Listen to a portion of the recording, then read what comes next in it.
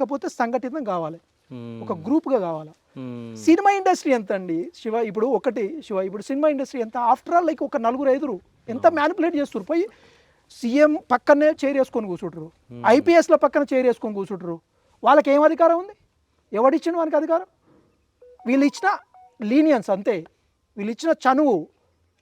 ఈ publicity pitch ఎందుకు పట్టిందో తెలియదు ఈ పొలిటికల్ లీడర్లకి. నేను మీరు ఒకటి చెప్పడం జరిగింది, నాకు ఒకటి ఏమనిపిస్తుందంటే ఎప్పుడైనా రైతులు అంటే ఎమ్మెల్యేల పక్కన కానీ అంటే పెద్ద పెద్ద సార్ల పక్కన కానీ కూర్చున్న స్థితులే లేవు. స్థితులు కాదు, ఇన్సల్ట్ చేస్తారు, ఏ పక్కజర్ర అంటారు. అదే కదా. నీకు ఒకటి చెప్తాను, నాకు పర్సనల్గా జరిగింది. నేను ఏం చేస్తా, నేను ఇక్కడ వ్యవసాయం చేసిపోయినా కదా, నాకు వచ్చిన ఇష్యూ ఏంటి, అది తర్వాత నెక్స్ట్ ఎప్పుడన్నా అవకాశం వచ్చినప్పుడు మాట్లాడతా.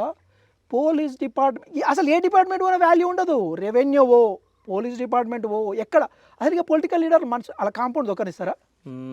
అని ఎమ్మటి తిరిగినోనే తొక్కనియరు, అవసరం లేదనుకుంటే అపాయింట్మెంట్ ఇస్తారు అసలు. అదే కదా. అదే సినిమా వాడు వాడు ఫోన్ చేసినంటే సొల్లు కార్చుకుంటా ఏం దరిద్రమో, ఈ అష్టదరిద్రం ఏందో తెలియదు. పెద్ద పెద్ద లీడర్లు, ముఖ్యమంత్రి స్థాయి ఉన్నోళ్ళు కూడా సాగిలబడతారు. ఒక ప్రొడ్యూసర్ ఇప్పుడు ఆ దిల్ రాజు ఏందనేది, ఆయన స్థాయి ఏంది అసలు? సినిమా ఇప్పుడు నాకేం అర్థమే కాదు ఒకసారి. కానీ నిజంగా ఎంత దిగజారిపోయారంటే పొలిటికల్ లీడర్లు, అంటే నేను చాలామంది చూసే ఉంటారు. ఈ మధ్యకాలంలో అంటే మినిస్టర్గా ఉన్న వాళ్ళు సెలబ్రిటీలతోటి ఫోటోలు సెల్ఫీలు దిగుతున్నారు.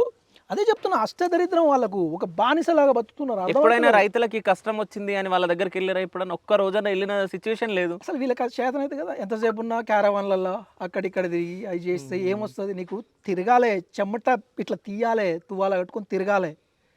రైతులు ఎమ్మటి ఇల్లు ఊరెమ్మటి పోతుంటే ఆడ ఏది కనిపిస్తే అది తిరిగి అల్లకి దిగి చూడాలా.